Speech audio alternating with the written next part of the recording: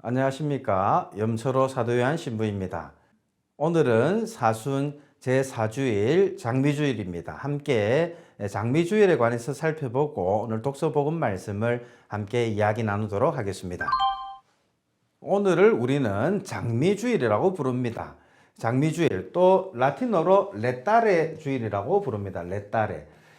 입당송이 즐거워하여라 예루살렘아 이렇게 시작되는데 라틴어로 즐거워하여라가 이제 레따레죠. 그래서 레따레 주일이라고도 부르는데 장미주일이라고 부르는 이유는 신부님께서 오늘 기쁨을 상징하는 장미색 제를 입고 미사를 하시기 때문에 장미주일이라고 부릅니다. 우리는 지금 사순시기를 지내고 있습니다. 사순시기는 희생, 절제, 회개 이것을 우리가 수행하면서 그리스도인으로서 회개로 이렇게 하느님께로 나아가기 위한 시기를 지내는데, 사실 우리 그리스도인들은 단순히 희생, 절제, 회개를 위해서 태어난 존재들이 아닙니다.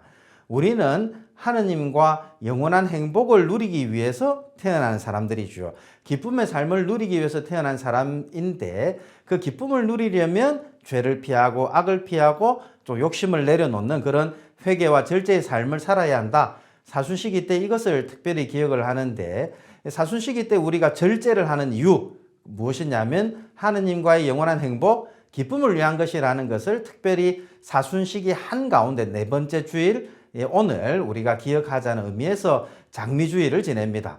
오늘 독서복음은 전반적으로 기쁨을 이야기하는데요. 이 기쁨을 기억하면서 이 순환과 이 사순시기를 잘 지내자, 이게 장미주일을 지내는 이유입니다.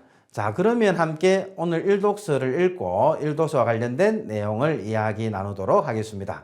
오늘 일독서로 우리는 여호수아기 5장의 내용을 읽게 됩니다. 그 무렵 주님께서 여호수아에게 말씀하셨다. 내가 오늘 너희에게서 이집트의 수치를 치워버렸다.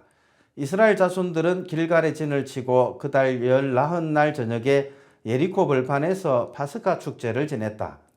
파스카 축제 다음 날 그들은 그 땅의 소출을 먹었다. 바로 그날에 그들은 누룩 없는 빵과 볶은 밀을 먹은 것이다. 그들이 그 땅의 소출을 먹은 다음 날 만나가 멎었다. 그리고 더 이상은 이스라엘 자손들에게 만나가 내리지 않았다. 그들은 그 해에 가나안 땅에서 난 것을 먹었다. 네, 오늘 일독서로 우리는 파스카 축제 만나 이야기를 들었습니다. 이제 이스라엘 민족이 젖과 꿀이 흐르는 땅, 약속된 땅으로 들어가서 처음 지내는 파스카 축제, 그날 파스카 축제를 처음 지내자마자 이제 만나가 멎었다, 이 이야기인데요. 파스카라는 말, 우리가 파스카의 성삼일, 예수님의 순환 죽음 부활의 성삼일, 이것을 기다리는 게 사순식이라고 말했습니다. 그런데 이 파스카라는 말, 이것은 원래 이스라엘 민족이 이집트 땅을 탈출한 사건, 그 사건을 우리가 파스카 사건이다 이렇게 이야기를 하죠.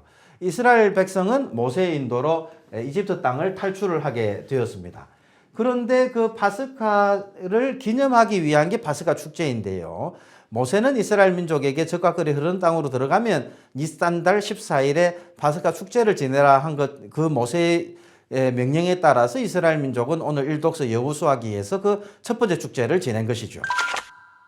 그런데 이스라엘 민족이 파스카, 이집트 땅에서 이제 빠져나온 다음에 광야에서 굶주리고 있었기 때문에 그들은 하느님께 배고픔을 막 불만을 터뜨리니까 하느님께서 만나와 메추라기를 내려주시잖아요. 그래서 광야에서 굶주리지 않도록 이렇게 만들어 주십니다.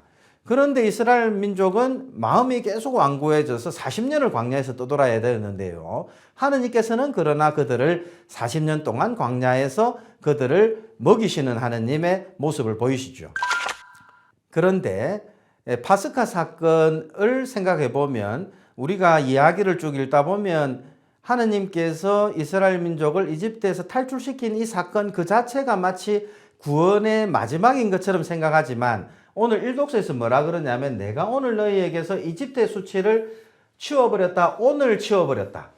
하느님께서 그들을 젖과 꿀이 흐르는 땅으로 데리고 들어간 뒤에야 비로소 이집트의 수치를 다 치워버린 사건. 다시 말해서 파스카라는 것은 이스라엘 민족이 이집트에서 탈출하기 시작한 사건이고 40년 광야 생활을 마친 다음에 젖과 꿀이 흐르는 땅으로 들어간 다음에야 비로소 이스라엘은 이집트의 수치를 비로소 치워버릴 수 있었다.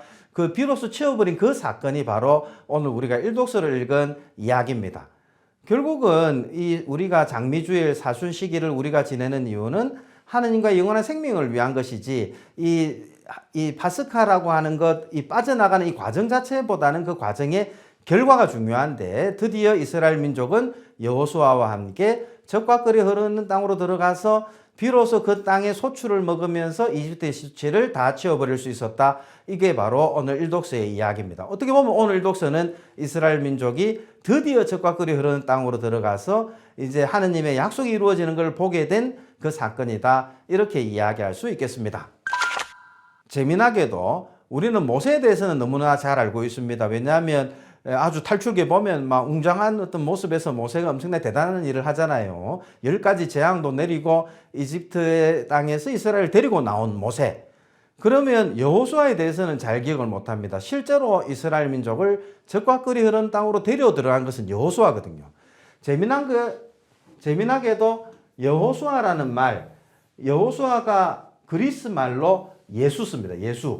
예수님의 이름이 바로 여호수아입니다. 우리가 이제 예수님이 그리스 사람이 아니기 때문에 이스라엘 사람이잖아요. 그러면 예수님 어릴 때 뭐라 불렀을까요? 여호수아라 불렀습니다. 이제 그것을 그리스 말로 번역할 때 예수스라 번역하고 스자를 뺀 이유는 이거는 우리말 표기법 때문입니다. 우리말에서는 항상 마지막 s는 번역하지 않는 우리말 표기법 때문에 우리가 예수 이렇게 이야기하고 예수님 이렇게 표현을 한 거죠. 여호수아가 이스라엘을 적과 꿀이 흐르는 땅으로 데리고 들어간 것처럼 예수님은 우리를 하느님 나라로 데려 들어간다. 예수님과 여호수아의 역할이 아주 비슷해 보이죠. 그러나 여호수아는 그냥 지금 오늘날 팔레스타인 땅으로 데리고 들어갔고 그 땅은 나중에 또 뺏기게 되는 땅이었지만 예수님이 우리를 데리고 들어가는 그 하늘나라는 영원한 나라다. 차원이 다른 분이시죠. 어쨌든 신약의 예수님이 바로 우리가 믿는 그리스도이십니다. 자, 그러면 함께 오늘 이독서 고린도후서 5장의 내용을 읽고 또 이야기를 간단하게 나누도록 하겠습니다. 형제 여러분, 누구든지 그리스도 안에 있으면 그는 새로운 피조물입니다. 옛것은 지나갔습니다. 보십시오. 새것이 되었습니다. 이 모든 것은 그리스도를 통하여 우리를 당신과 화해하게 하시고 또 우리에게 화해의 직분을 맡기신 하느님에게서 옵니다. 곧 하느님께서는 그리스도 안에서 세상을 당신과 화해하게 하시면서 사람들에게 그들의 잘못을 따지지 않으시고 우리에게 화해의 말씀을 맡기셨습니다. 그러므로 우리는 그리스도의 사절입니다. 하느님께서 우리를 통하여 권고하십니다. 우리는 그리스도를 대신하여 여러분에게 빕니다. 하느님과 화해하십시오. 하느님께서는 죄를 모르시는 그리스도를 우리를 위하여 죄로 만드시어 우리가 그리스도 안에서 하느님의 의로움이 되게 하셨습니다. 오늘 이 독서에서 사도 바울은 우리 모두를 새로운 피조물이다 이렇게 부릅니다. 새로운 피조물이라는 것은 옛날 피조물이 있다는 것이죠. 예수 그리스도를 통해서 우리는 새롭게 창조되었다. 죄에서 죽고 이제 새롭게 태어났다는 이야기입니다. 더 이상 지상에 매여 있는 옛 것들이 지나가고 하느님과 영원한 생명을 누리는 새 것이 시작이 된 것이죠. 옛 것에서 새 것으로 넘어오는 것, 파스카는 항상 무엇에서 어디로 건너뛰는 것을 파스카라 그러는데 옛 것에서 새 것으로 건너뛰게 되는 이 사건이 이루어지게 된 것, 바로 예수님의 피, 예수님의 몸과 피 덕분에, 파스카 제물 덕분에 이 모든 것이 가능해졌다 이렇게 이야기합니다.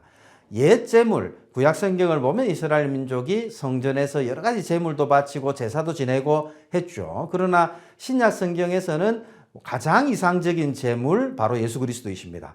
가장 이상적인 사제 예수님이시죠. 가장 이상적인 성전 예수님입니다.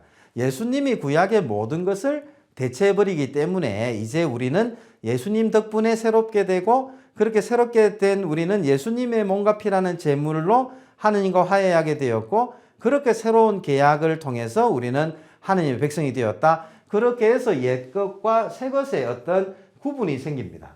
이제 이렇게 하느님과 화해를 하게 된 우리는 예수님 덕분에 화해하게 됐으니까 예수님 덕분에 화해하게 된 우리는 예수님처럼 다른 사람도 화해시켜주는 그런 화해의 사절이 되어라. 이게 오늘 이 독서의 말씀이죠.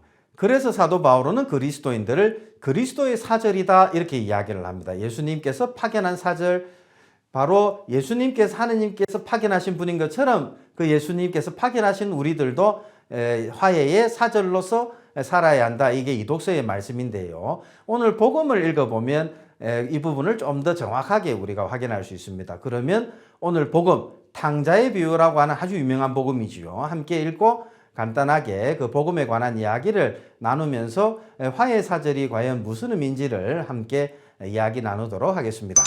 오늘 복음은 루카복음 15장의 내용입니다. 그때의 세리들과 죄인들이 모두 예수님의 말씀을 들으려고 가까이 모여들고 있었다. 그러자 바리사이들과 율법학자들이 저 사람은 죄인들을 받아들이고 또 그들과 함께 음식을 먹는군 하고 투덜거렸다. 예수님께서 그들에게 이 비유를 말씀하셨다. 어떤 사람에게 아들이 둘 있었다. 그런데 작은 아들이 아버지 재산 가운데에서 저에게 돌아올 몫을 주십시오 하고 아버지에게 말하였다. 그래서 아버지는 아들들에게 가산을 나누어 주었다. 며칠 뒤에 작은 아들은 자기 것을 모두 챙겨서 먼 고장으로 떠났다. 그러고는 그곳에서 방종한 생활을 하며 자기 재산을 허비하였다. 모든 것을 탕진하였을 즈음 그 고장에 심한 기근이 들어 그가 공궁에 허덕이기 시작하였다. 그래서 그 고장 주민을 찾아가서 매달렸다. 그 주민은 그를 자기 소유의 들로 보내어 돼지를 치게 하였다. 그는 돼지들이 먹는 열매 꼬투리로라도 배를 채우기를 간절히 바랐지만 아무도 주지 않았다. 그제야 제정신이 든 그는 이렇게 말하였다. 내 아버지의 그 많은 품팔이꾼들은 먹을 것이 남아도는데 나는 여기에서 굶어 죽는구나. 일어나 아버지께 가서 이렇게 말씀드려야지. 아버지, 제가 하늘과 아버지께 죄를 지었습니다. 저는 아버지의 아들이라고 불릴 자격이 없습니다. 저를 아버지의 품팔이꾼 가운데 하나로 삼아 주십시오. 그리하여 그는 일어나 아버지에게로 갔다. 그가 아직도 멀리 떨어져 있을 때에 아버지가 그를 보고 가엾은 마음이 들었다. 그리고 달려가 아들의 목을 껴안고 입을 맞추었다. 아들이 아버지에게 말하였다. 아버지, 제가 하늘과 아버지께 죄를 지었습니다. 저는 아버지의 아들이라고 불릴 자격이 없습니다. 그러나 아버지는 종들에게 일렀다. 어서 가장 좋은 옷을 가져다 입히고 손에 반지를 끼우고 발에 신발을 신겨 주어라. 그리고 살찐 송아지를 끌어다가 잡아라. 먹고 즐기자. 나의 이 아들은 죽었다가 다시 살아났고 내가 잃었다가 도로 찾았다. 그리하여 그들은 즐거운 잔치를 벌이기 시작하였다. 그때의 큰 아들은 들에 나가 있었다. 그가 집에 가까이 이르러 노래하며 춤추는 소리를 들었다. 그래서 하인 하나를 불러 무슨 일이냐고 묻자 하인이 그에게 말하였다. 아우님이 오셨습니다. 아우님이 몸성이 돌아오셨다고 하여 아버님이 살찐 송아지를 잡으셨습니다. 큰아들은 화가 나서 들어가려고도 하지 않았다. 그래서 아버지가 나와 그를 타이르자 그가 아버지에게 대답하였다. 보십시오. 저는 여러 해 동안 종처럼 아버지를 섬기며 아버지의 명을 한 번도 어기지 않았습니다. 이러한 저에게 아버지는 친구들과 즐기라고 염소 한 마리 주신 적이 없습니다. 그런데 창녀들과 어울려 아버지의 가산을 들어먹은 저 아들이 오니까 살찐 송아지를 잡아주시는군요. 그러자 아버지가 그에게 일렀다. 얘야, 너는 늘 나와 함께 있고 내 것이다, 네 것이다. 너의 저 아우는 죽었다가 다시 살아났고 내가 잃었다가 되찾았다. 그러니 즐기고 기뻐해야 한다. 네, 돌아온 탕자. 너무 유명한 이야기죠. 여러분들이 이 이야기 들으면서 어떻습니까? 이 이야기의 주인공이 분명히 돌아온 탕자와 아버지죠. 그런데 이 이야기에서 또 중요한 등장인물이 바로 큰아들입니다. 재미난 것은 이 이야기의 배경을 좀 알게 되면 이 이야기가 무엇을 지금 이야기하는지를 잘 알 수가 있습니다. 그 문맥을 좀 보면요. 15장, 다시 말해서 오늘 우리가 읽은 이 루카복음 15장 그 앞으로 좀 넘어가시면 세리들과 죄인들이 예수님 말씀 드리려고 가까이 모여와서 그분 말씀도 듣고 밥도 먹고 이제 이렇게 하니까 꼴볼견인 거죠. 바리사이와 율법학자들이 모여가지고 저 사람은 죄인들을 받아들이고 또 그들과 함께 음식을 먹는다고 투덜투덜댑니다. 그러자 예수님은 되찾은 아들 비유, 이 비유를 들려주시는 것이죠. 그러면 여기에서 큰아들은 바리사이들과 율법학자들이 바로 큰아들이 되는 것이고 돌아온 작은 아들은 세리들과 죄인들입니다. 예수님은 지금 어디에 계십니까? 하느님 자리에 계시죠. 하느님 자리에 예수님이, 아버지 자리에 예수님이 섭니다. 이제 이 이야기를 통해서 예수님이 지금 누구 들으라고 하는 이야기겠습니까? 봐도 큰아들 들으라고 하는 이야기입니다. 바리사이와 율법학자들을 들으라고, 너희들은 세리와 죄인들이 돌아오면, 그들이 하느님께로 돌아왔으면 그 기쁘게 그들을 맞이해서 그들이 하느님과 화해하도록 만들어줘야지. 왜 따지고 있으면서 왜 그들은, 왜 우리는 열심히 살았는데 그들은 저렇게 방탕하게 살다가 돌아오니 왜 저렇게 기쁘게 맞아주느냐, 이렇게 말해서는 안 된다가 오늘 이 비유의 중요한 가르침이죠. 이제 그런데 재미난 것은 오늘 비유에서 어떻습니까? 큰아들은 이제 아버지가 큰아들에게 다 내 것이 네 것이고, 작은 아들이 돌아왔으니 기쁘게 맞아라 하는데, 큰아들이 어떻게 했는지 그 말씀이 나오지를 않습니다. 이것을 우리가 열린 결론이다 이렇게 이야기합니다. 오늘 복음은 열린 채로 끝이 납니다. 큰아들이 그러면 예 알겠습니다 아버지, 지금부터 제가 작은 아들을 잘 받아들이겠습니다 하고 이야기 끝났겠습니까? 그 대목이 나오지 않죠. 나중에 어떻게 합니까? 이 바리사이와 율법학자들은 결국 아버지를 죽이죠. 예수님이 지금 아버지 자리에 있는 그 예수를 십자가에 못 박아 죽여버립니다.